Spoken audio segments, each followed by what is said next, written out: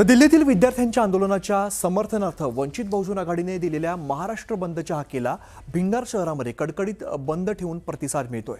सकाळपासूनच भिंगारमधील बहुतांश व्यापारी प्रतिष्ठानने हे बंद ठेवलेले आहे आणि रस्त्यांवर सुद्धा शुकशुकाट पाहायला मिळतोय।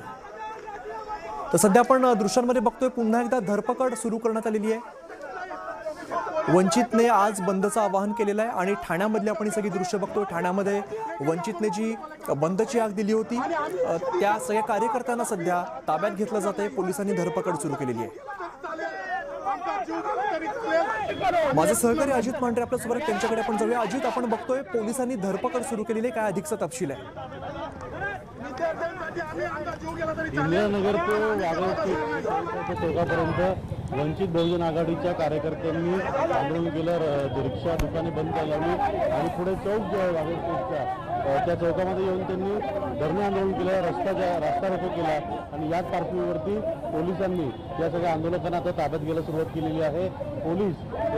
पोलिसांनी जे कार्यकर्ते त्यांची समजूत पोलीस जे आहेत ते कार्यकर्त्यांची समजूत करतात की रस्ते तुम्ही आंदोलन करा, तुम्ही तुमच्या पद्धतीनं निषेध करा, पण कोणत्याही सामान्य व्यक्तींना त्रास होऊ नये किंवा कुठेही जनजीवन विस्कळीत होऊ नये अशा पद्धतीनं तुमचे आंदोलन करा।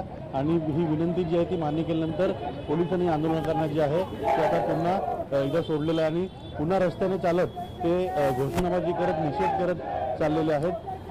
त्यांचा एकच म्हणणं की ज्या पद्धतीनं दिल्लीला जे घडलंय विद्यार्थ्यांसोबत आणि त्यांचे जे पक्षाध्यक्ष आहेत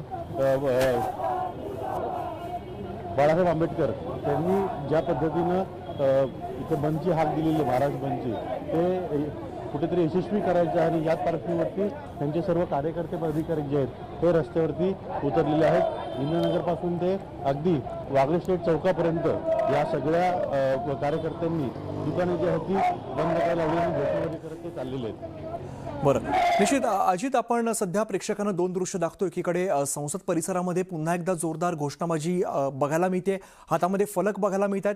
पेपर लीक प्रकरणाबद्दल हे सगळे फलक हातामध्ये दिसत आहेत आणि जे खासदार आहेत ते सुद्धा आपल्याला घोषणाबाजी करताना सध्या बघायला मिळतात। एकमेकांविरोधात जोरदार घोषणाबाजी करण्यात आली। संसद भवन परिसरामधली आपण ही सगळी दृश्य बघतोय। मोठ्या संख्येने या ठिकाणी हे आंदोलन पार पडतंय, हे आंदोलन केलं जातंय, घोषणाबाजी केली जाते। हातामध्ये यावेळेला मोठे मोठे फलक दिसत आहेत।